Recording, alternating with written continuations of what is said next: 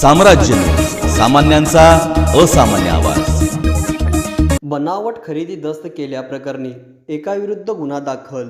खोटा बनावट खरेदी दस्त स्वतःच्या फायद्यासाठी अस्तित्वात आणून त्याकरिता खोट्या व्यक्ती उभे करून कागदपत्रे तयार करून त्या आधारे नमूद मिळकतीवर स्वतःचे नाव लावण्याचा प्रयत्न करून फिर्यादी व शासनाची फसवणूक करून ती मिळकत लुबाडण्याचा प्रयत्न केल्याप्रकरणी मोहम्मद सलीम अब्दुल करीम कल्याणी यांच्याविरुद्ध सदर बाजार पोलीस ठाण्यात गुन्हा दाखल करण्यात आला आहे।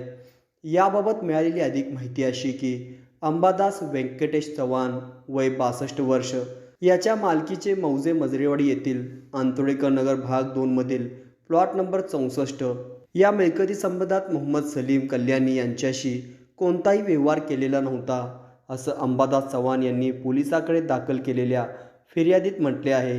अंबादास चव्हाण यांनी कोणताही व्यवहार केलेले नसताना 16 फेब्रुवारी 2000 रोजीचे खरेदी दस्त क्रमांक 734 ही लिहून दिलेला नाही।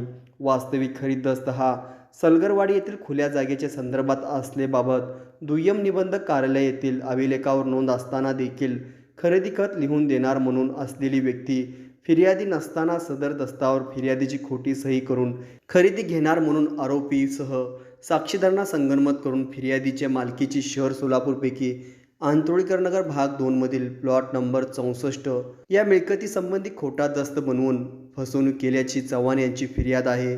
त्यानुसार मोहम्मद सलीम कल्याणी यांच्याविरुद्ध सदर बाजार पोलीस ठाण्यात गुन्हा दाखल करण्यात आला आहे।